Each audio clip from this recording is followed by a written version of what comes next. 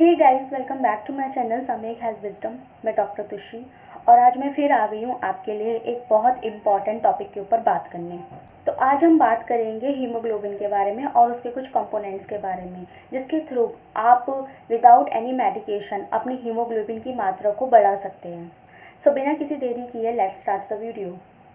तो सबसे पहले हम बात करते हैं व्हाट इज़ हीमोग्लोबिन।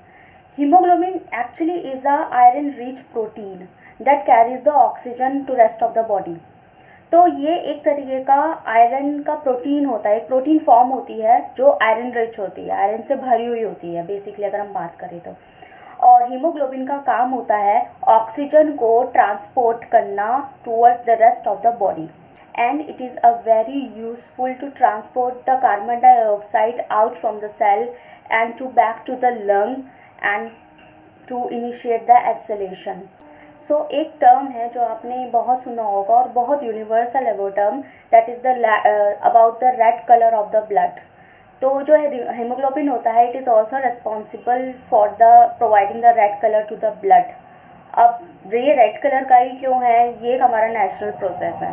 बात करें अगर इसके नॉर्मल रेंजेस की, तो मेल, फीमेल और बच्चे तीनों में अलग अलग तरह के नॉर्मल रेंजेस पाए जाते हैं।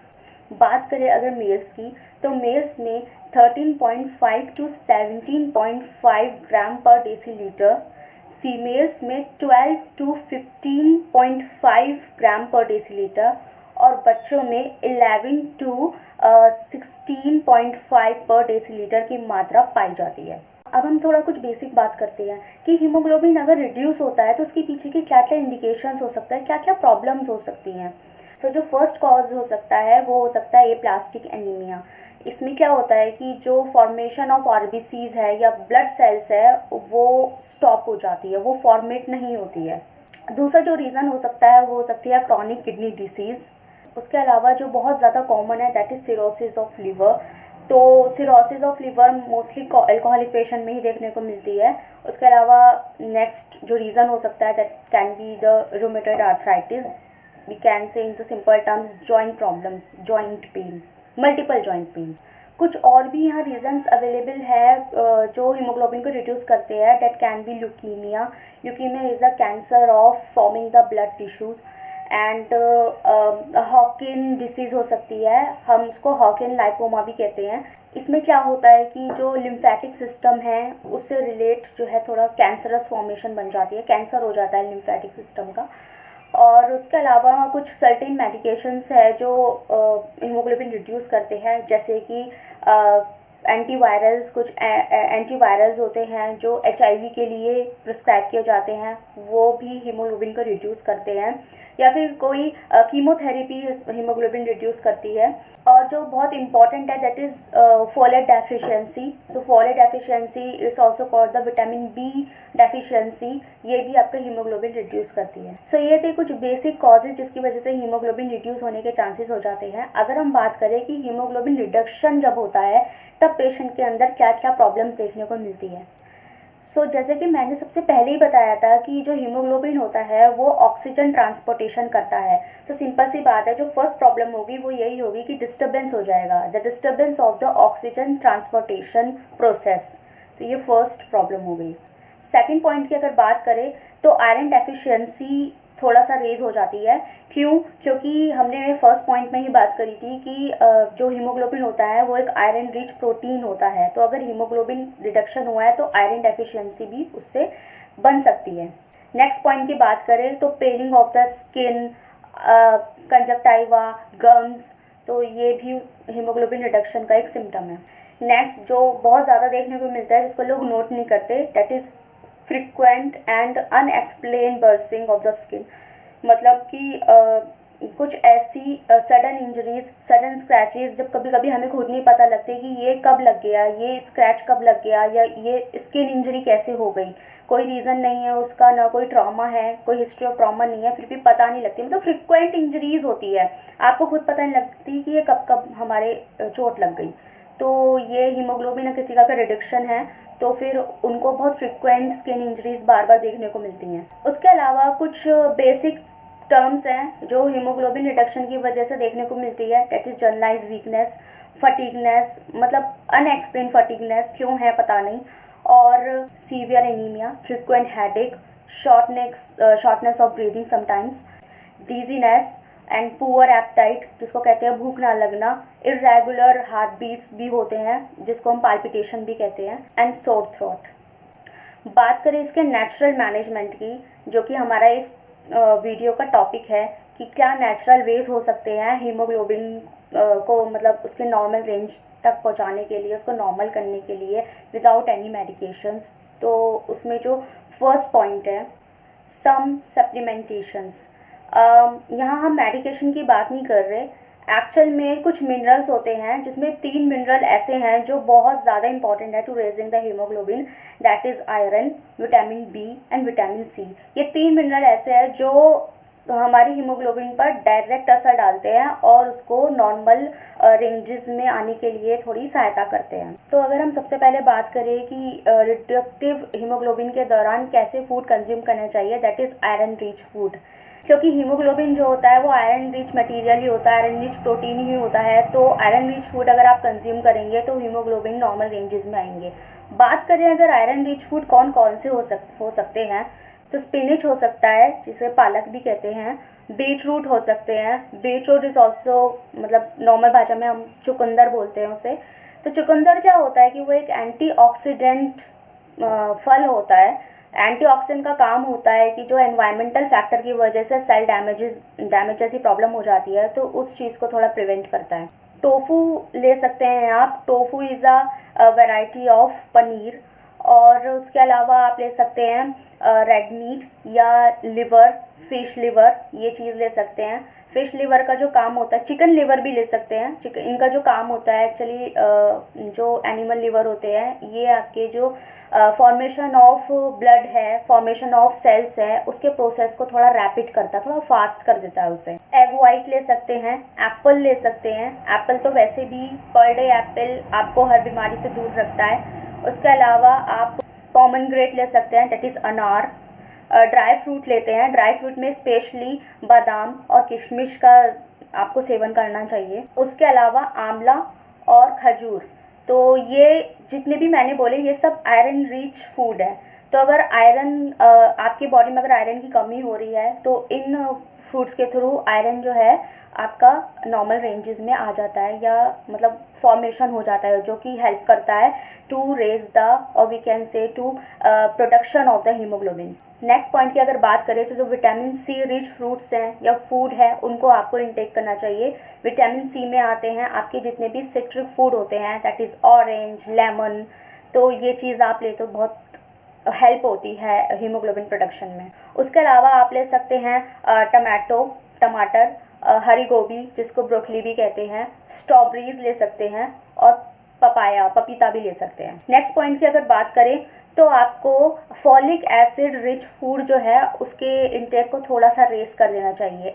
ऐसे फ्रूट्स या वेजीज आपको कंज्यूम करने चाहिए जो आपके फॉलिक एसिड की मात्रा को थोड़ा रेस करें, जैसे पीनट, बनाना और आपके ड्राई सीड्स होते हैं, green wages, sprouts. Sprouts actual में क्या होते हैं, जो आपके जर्मिनेटेड सीड्स होते हैं, मतलब कि परिपक्व बीज होते हैं, थोड़े से पके हुए बीज होते हैं, जिसको हम एग्जाम्पल में लेते हैं जैसे आपका भुट्टा जो कॉर्न्स होते हैं वो हो गए, और उसके अलावा चने हो गए और मटर हो गई, पीस। जो स्प्राउट्स होते हैं इसके थ्रू सिर्फ फॉलिक एसिड ही इंक्रीज नहीं होता, it is also responsible for increasing the fibres. ये फाइबर रिच फूड भी होता है तो फाइबर्स भी इंक्रीज होता है और आपके पोटेशियम लेवल भी नॉर्मल होते हैं। नेक्स्ट पॉइंट की अगर बात करें सो द हर्ब टी भी आपके जो हीमोग्लोबिन लेवल है उनको नॉर्मल करता है। हर्ब टी में हम तुलसी को यूज़ कर सकते हैं, पुदीना की यूज़ कर सकते हैं। और अगर आप जो लोग टी अवॉइड करते हैं या जिन लोगों को टी अच्छी नहीं लगती तो वो नॉर्मली भी तुलसी या हर्ब्स जो होती हैं, तुलसी, पुदीना, इनके आप पेस्ट बना के गर्म पानी में, हाफ कप गर्म पानी में भी आप उसको मिक्स करके दिन में 2 बार ले सकते हैं। Herb tea is a very good for raising the vitamin C, iron and folic acid also. Next जो आप कंज्यूम कर सकते हो that is brown rice. Brown rice में क्या होता है, 5.2 मिलीग्राम आयरन पाया जाता है पर 100 ग्राम राइस में। और जो ब्राउन राइस होता है it is also help to reducing the weight. Next जो पॉइंट है जो कि बहुत लविंग है, दैट इज़ डार्क चॉकलेट। जो डार्क चॉकलेट होता है, डार्क चॉकलेट में एक्चुअल में 80% कोको पाया जाता है। तो कोई ऐसी डार्क चॉकलेट जिसमें 80% कोको हो, तो अगर आप उसे कंज्यूम करें तो हीमोग्लोबिन रेज होता है। So the dark chocolate is responsible for to increase the at least 10% iron of the body per day. और जो डार्क चॉकलेट होती है ये ऑल्सो हेल्प करता है टू नरिश द स्किन, ये इसकी स्किन क्वालिटी भी अच्छी कर देता है। नेक्स्ट जो पॉइंट है that is seafood. You can also consume the seafood. Seafood जो होता है ये भी एक तरीके का प्रोटीन ही होता है, और हमारा हीमोग्लोबिन भी प्रोटीन था। तो सी फूड प्रोटीन होता है और ये एक्ट करता है एज अ एंटीऑक्सीडेंट, जिसके बारे में हमने पहले बात करी। और ये भी आपकी स्किन क्वालिटी को भी सही करता है। और ये एक्चुअल में सी फूड काम क्या करता है, ये आपके जो मिनरल्स होते हैं उनको बैलेंस रखने का काम करता है। नेक्स्ट जो है दैट इज़ एप्पल।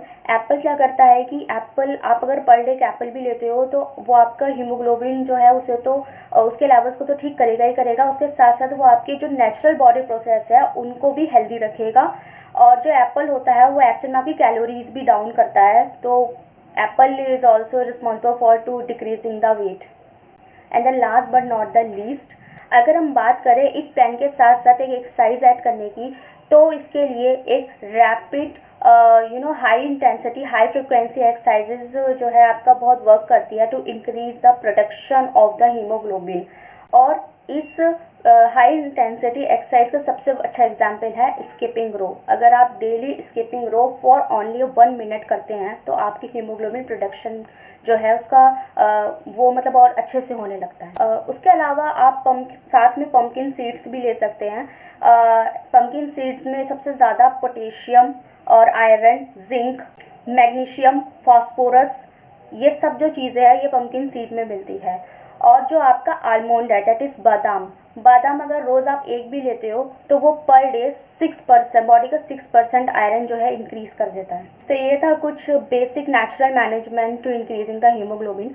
और बात करेंगे कुछ ऐसे इंपॉर्टेंट पॉइंट्स की जो आपको नहीं करना चाहिए, क्योंकि कुछ पॉइंट ऐसे भी हैं कि आपको वो चीज़ नहीं करनी चाहिए। क्योंकि कभी कभी क्या होता है कि हम लोग जो है अपने प्लान में कोई कमी नहीं छोड़ते हैं, सब कुछ सही रखते हैं, बट स्टिल जो है प्रोग्रेस नहीं हो पाती, रिकवरी नहीं हो पाती। तो उसमें क्या होता है, इसके पीछे ये होता है कि हम कुछ ना कुछ गलतियाँ कर रहे होते हैं। तो हम उसी चीज़ों को बात करेंगे कि कौन सी चीज़ें हैं जो हमें अवॉइड करनी चाहिए। सो फर्स्ट जो पॉइंट है उसकी बात करें तो वो है आपका आयरन मेडिसिन सप्लीमेंटेशन। हो सके तो आयरन के जो सप्लीमेंटेशन होते हैं मेडिसिन फॉर्म के, उनको अवॉइड करना चाहिए। ये आपका जो आयरन बॉडी है ना उसको, ये आपकी बॉडी में आयरन पॉइजनिंग जैसी प्रॉब्लम क्रिएट कर देते हैं, लिवर डिसीज़ भी हो सकती है। और इसकी वजह से हीमोक्रोमैटोसिस की प्रॉब्लम भी बढ़ जाती है। हीमोक्रोमैटोसिस इज बेसिकली आयरन ओवरलोड, जिसकी वजह से कुछ सिम्टम्स क्रिएट हो जाते हैं। डेट इज़ कॉन्स्टिपेशंस हो सकते हैं पेशेंट को, नॉजिया, वॉमिटिंग। तो अगर आप ऐसे सप्लीमेंटेशन को फिर भी कंज्यूम करना चाहते हैं तो एटलीस्ट अपने डॉक्टर की सलाह लें, उसके बाद कंज्यूम करें। नेक्स्ट जो है वो है to avoid the iron blockers. Iron blockers होते हैं जो आपके आयरन प्रोडक्शन को नहीं होने देते या फिर उसको थोड़ा इनहिबिट करने लग जाते हैं। और आपके आयरन ब्लॉकर्स क्या हो सकते हैं, वो कॉफ़ी हो सकती है, कोल्ड ड्रिंक्स, बियर, वाइन, ये सब आपके आयरन ब्लॉकर्स होते हैं। नेक्स्ट पॉइंट की अगर बात करें तो आपको too much iron rich food को अवॉइड करना चाहिए। मतलब आयरन लीजिए पर इतना भी ना लीजिए कि आपकी बॉडी उतना एब्जॉर्ब कर पा रही है कि नहीं, इस चीज़ का भी ध्यान रखना बहुत ज़रूरी है। तो थोड़ा सा इस चीज़ को ध्यान में रखिए कि आप आयरन तो ले रहे हो पर बॉडी उतना एक्सेप्ट कर रहा है कि नहीं, आपकी अब्जॉर्प्शन पावर उतनी है कि नहीं। तो अपनी अब्जॉर्प्शन पावर को भी ध्यान में रखते हुए आपको आयरन के साथ साथ और मिनरल्स पे भी ध्यान देना चाहिए, जैसे कि विटामिन सी। अगर आप आयरन के साथ साथ विटामिन सी रिच फूड भी लेते हो तो वह आपकी आयरन अब्जॉर्प्शन की जो पावर है उसको और रैपिड करता है, उसको फास्ट करता है, वी कैन से इसको इम्प्रूव करता है। उसके अलावा आप बीटा कैरोटीन के पदार्थ भी कंज्यूम कर सकते हो, क्योंकि बीटा कैरोटीन भी जो है वो के जो फ्रूट्स होते हैं या फिर वेजीज होते हैं या उनके जो फूड होते हैं वो भी आपके आयरन एब्जॉर्प्शन की पावर को जो है इंक्रीज कर देते हैं। बीटा कैरोटीन के जो फूड होते हैं वो ऐसे होते हैं, थोड़े रेड ऑरेंज कलर के जो फूड होते हैं वो सब बीटा कैरोटीनिक फूड होते हैं। उसका जो सबसे अच्छा एग्जाम्पल है वो है कैरेट। और जो लास्ट पॉइंट है जो आपको अवॉइड करना चाहिए, that is calcium supplementation in the form of doses और मेडिकेशंस। तो ऐसे मेडिसिन नहीं लेने चाहिए, मतलब कैल्शियम वाले मेडिसिन, टैबलेट फॉर्म्स, ये सब चीज़ें नहीं लेनी चाहिए, क्योंकि ये क्या करेंगे, ये आपके या तो रीनल स्टोन्स कर सकते हैं या फिर आपके गॉलब्लैडर स्टोन्स भी कर सकते हैं। ये कुछ नहीं है, ये स्टोर हो जाता है। अगर आपकी बॉडी को कैल्शियम की नीड नहीं है तो वो स्टोर हो जाती है और वो स्टोर होकर स्टोन्स बना देती है। तो आपको क्या करना है, अब कैल्शियम भी लेना ज़रूरी है तो आपको कैल्शियम रिच फूड पे ज़्यादा ध्यान देना है। अब कैल्शियम रिच फूड कौन कौन से हो सकते हैं, तो जितने भी डेयरी प्रोडक्ट्स होते हैं, दैट इज़ मिल्क, कर्ड, तो इन पर थोड़ा ध्यान दीजिए। सोयाबीन, मैंगो, स्वीट पोटैटो, ये सब कैल्शियम रिच फूड है, तो आप इनको बढ़ा दीजिए। सो गाइज, ये थे कुछ some natural ways to increasing the haemoglobin. तो आई होप कि आपको ये वीडियो पसंद आया होगा। अगर आपको कुछ क्वेरी चाहिए तो आप मुझे कमेंट सेक्शन में पूछ सकते हैं, और अगर मुझे कुछ बताना चाहते हैं तो कमेंट सेक्शन के थ्रू आप मुझे बता सकते हैं। आपको क्या करना है कि मेरे चैनल को सब्सक्राइब करना है, कमेंट सेक्शन में मुझे बताना है कि वीडियो कैसा लगा, वीडियो को लाइक करना है और जितना हो सके शेयर करना है, सो डैट कि वीडियो उन लोगों के काम आए जिनको इस इंफॉर्मेशन की सख्त ज़्यादा ज़रूरत थी। तो तब के लिए टिल देन बाय बाय।